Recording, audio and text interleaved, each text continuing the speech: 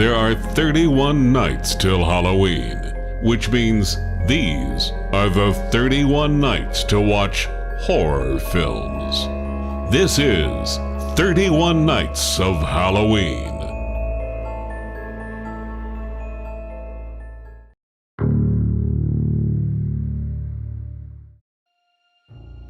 Cobweb is a horror movie that was released in 2023, and no one knew anything about it.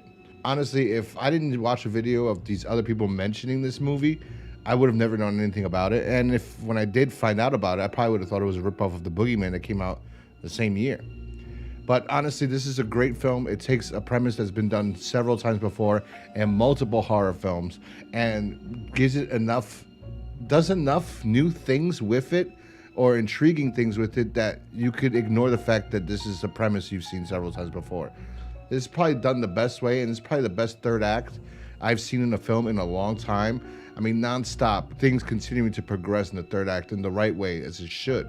You know, the third act is the climax, and it should be climactic. We should get to that point, and it does. I will say the ending is not for me. I was a little disappointed at the ending, but all in all, I really like this movie. I love what the director did. I can't wait to see other films he does.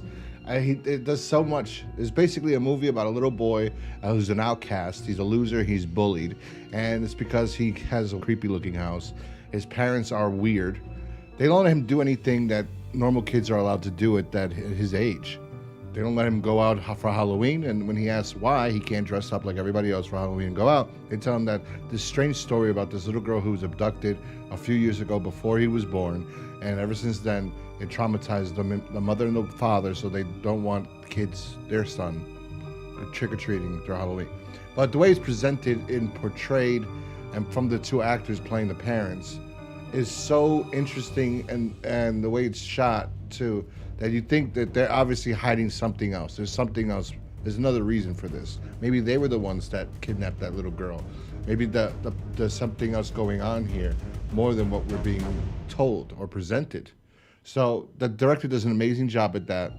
The third act is incredible. The mother is incredible. The actor who plays the father is great because he doesn't come off as this one you'd think is a father. In the beginning, when I first saw him, I'm like, that's Homelander from The Boys, right? But I don't, as a father, this is odd, right?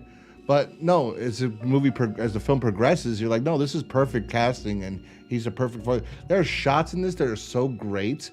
Yes, there's parts where it's a little bit too dark, in my opinion, but there are scenes where they'll do.